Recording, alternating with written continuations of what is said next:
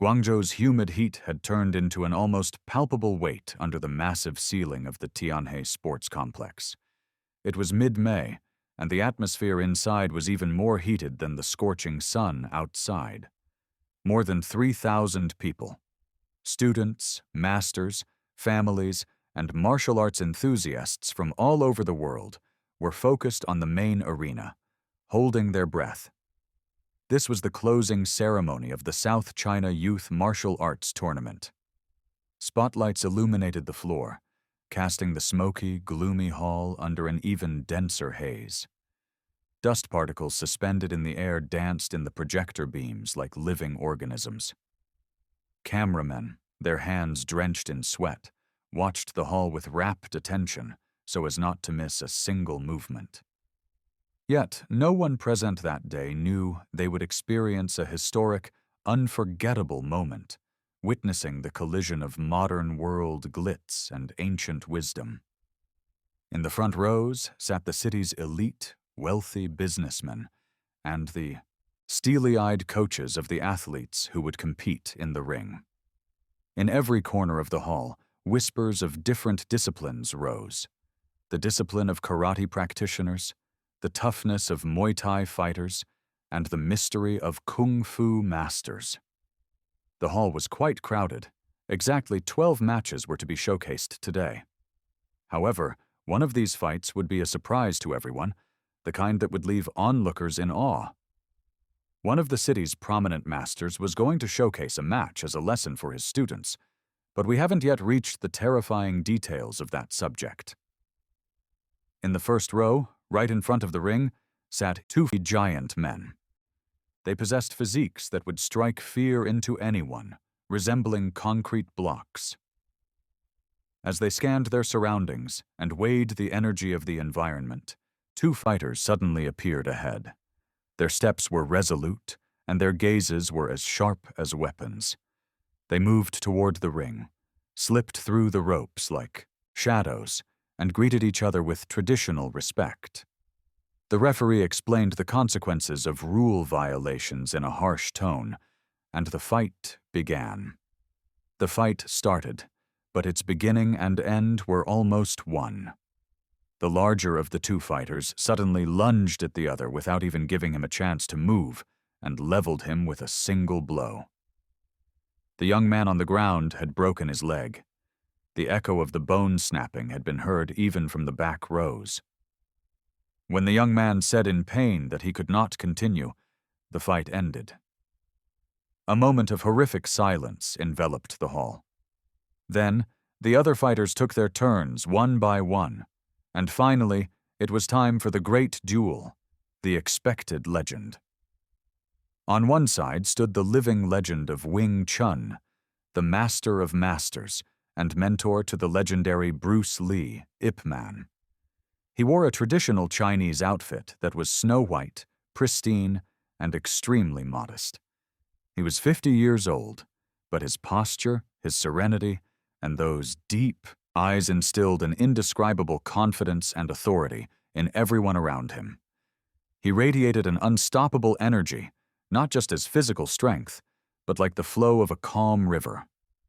On the other side, he was facing one of his own most elite students. At that moment, the most anticipated exhibition match of the tournament was taking place in the ring. This young student was extremely agile, with every muscle visible, and his movements were as tense and ambitious as a drawn bow. The student attacked Ip Man with all his speed. He tried to corner his master with high kicks, serial punches, and acrobatic maneuvers involving mid-air flips. However, Ip Man dodged every attack with millimetric movements, as if gliding through a shadow. He was as graceful as a dancer, but stood as unshakable as a mountain when his feet hit the ground. At the end of this visual feast that lasted for minutes, Ip Man used the student's fierce energy against him with the smallest of moves. He upset the young man's balance with a single finger touch, as if defying the laws of physics, and brought him down within seconds. As the arena erupted in applause, Ip Man reached out to his student with great nobility and helped him up. He took the microphone and gave his unforgettable speech.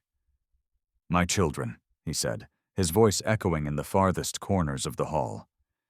"Winning is not just about knocking your opponent down. True victory is winning the war between your character and your ego. Martial arts are performed not just with muscles, but with the soul. If your soul is dirty, your technique is merely a show. A true master is measured not by where he strikes, but by the life he protects." Just then, a voice was heard that broke the deep silence in the front row and made everyone's blood run cold. Jackie Chan, the darling of Hollywood and beloved by millions worldwide, was there. Jackie stood there as a symbol of modern success, with the non-stop dynamism of his 40 years, wearing a stylish sports jacket and a sparkling gold watch on his wrist. Jackie slowly rose from his seat.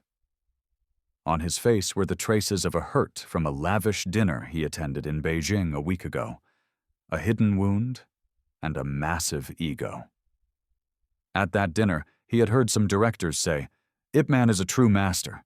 Jackie is just a great showman, an acrobat." And these words had pierced his heart like a poisonous arrow.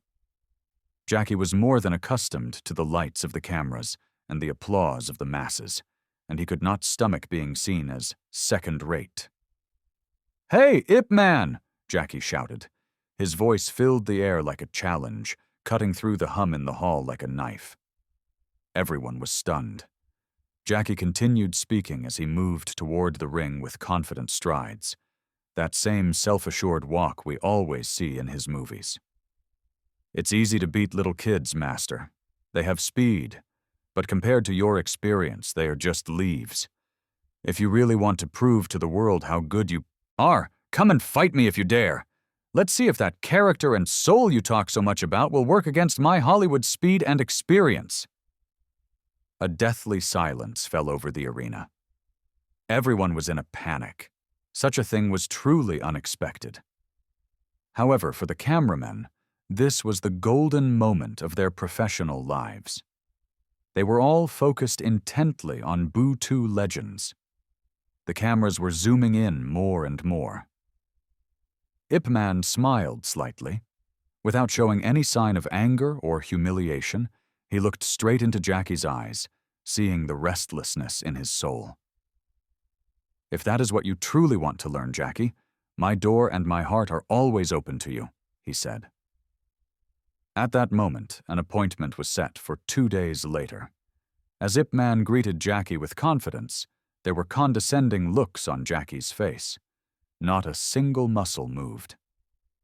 Master Ip descended from the ring and disappeared into the crowd with serenity. Jackie, on the other hand, left the hall by walking up the stairs with sharp steps. He left, but that destructive anger and blinding pride followed him like a shadow. The media immediately broadcasted this news to the world as the match of the century. Social media was buzzing, and bets were flying in the air. Everyone wondered what the elderly and dignified Ip Man would do against Jackie's tremendous acrobatics, non-stop energy, and speed. Yes, he was the master of masters, but he seemed quite slow and traditional for an action machine, like Jackie. Or so the world thought. When the big day arrived, the arena was packed with twice its capacity. Jackie Chan entered the ring with a massive show, as if stepping onto a film set or a gala night. He tossed his jacket, stretched his arms with those famous moves, and gathered morale by greeting the audience. He was completely confident in his own speed. According to the plan he had formed in his head, he would tire the master with his speed and then land the finishing blow. Ip Man, on the other hand, stood in the middle of the ring in that same snow-white, simple outfit, hands at his sides, as calm as if he were taking a morning walk in a peaceful garden. The world's noise was being drowned in Ip Man's silence. The referee started the fight. Jackie launched his famous spinning hook kick with all his power and speed. His body spun in the air like a propeller. The movement was so aesthetic and so fast that the audience gasped in admiration. However, Ip Man directed this lethal strike into a vast void by moving his head back only 2 centimeters. Jackie's leg cut through the air but could not find its target. As soon as Jackie landed, he immediately began a series of punch combinations. Left, right, left. His punches were exploding like a machine gun. But what happened at that moment was of a nature to be written in martial arts history in golden letters.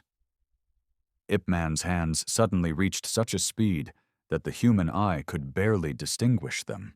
With the famous chain punch and tan sao defenses of Wing Chun, he parried all of Jackie's attacks like water sliding over a waterfall.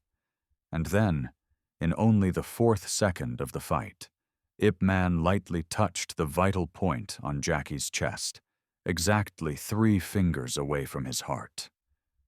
Jackie staggered for a moment, his breath catching as if all the air in his lungs had suddenly been emptied. Ip Man called out, "That's one!" And then Jackie went on the attack, this time striking with more radical movements. Ip Man, this time as well, neutralized all of Jackie's attacks and touched Jackie's liver area with 2 fingers, as if sticking a needle. "That's 2, said the master. Jackie was starting to sweat now, but this sweat was not from physical exhaustion. It stemmed from the mental shock enveloping his soul. No punch he threw found its mark. Every move he made was read by the master seconds in advance. Jackie decided to try the fastest move of his entire career as a last hope. He tried a 360-degree back strike. His body spun like a whip, but Ip Man glided through that rotation like a ghost and got right behind Jackie. He touched Jackie's carotid artery and said, "And that is 3. If I applied just a little more pressure to this point, your consciousness would shut down." It was the 8th second of the fight, and the fight was over. The referee and the audience were in shock.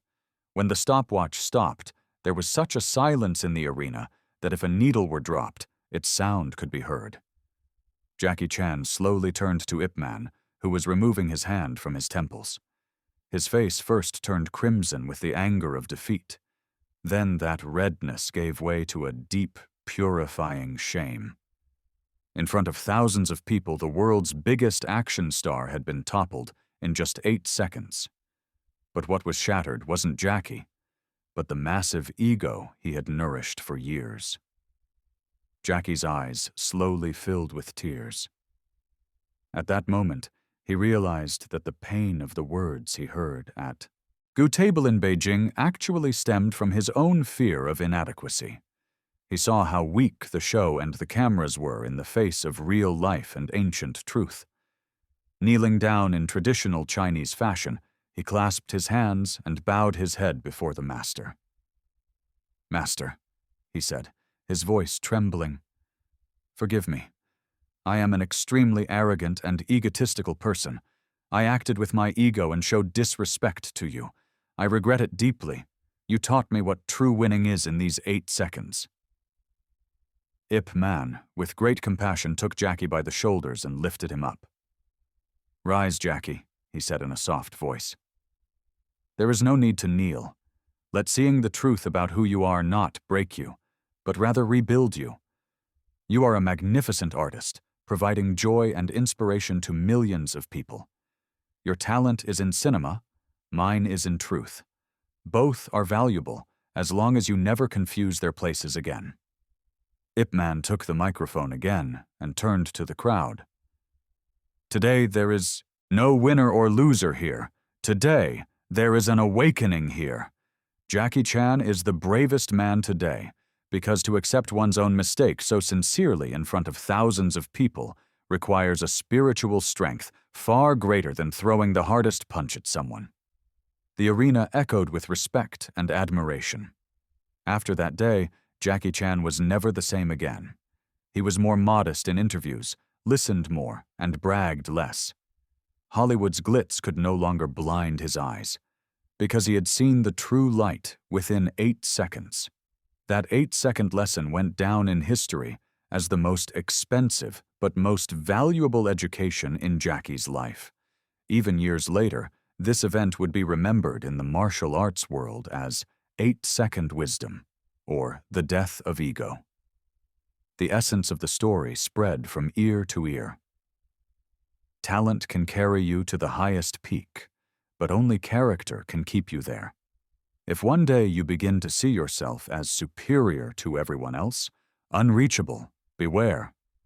Your path may cross with an Ip Man, and all that false world you have built can be leveled in just 8 seconds. Always stay humble, always be open to learning, because true mastery is not about defeating someone else, but about being the master of your own ego every single day.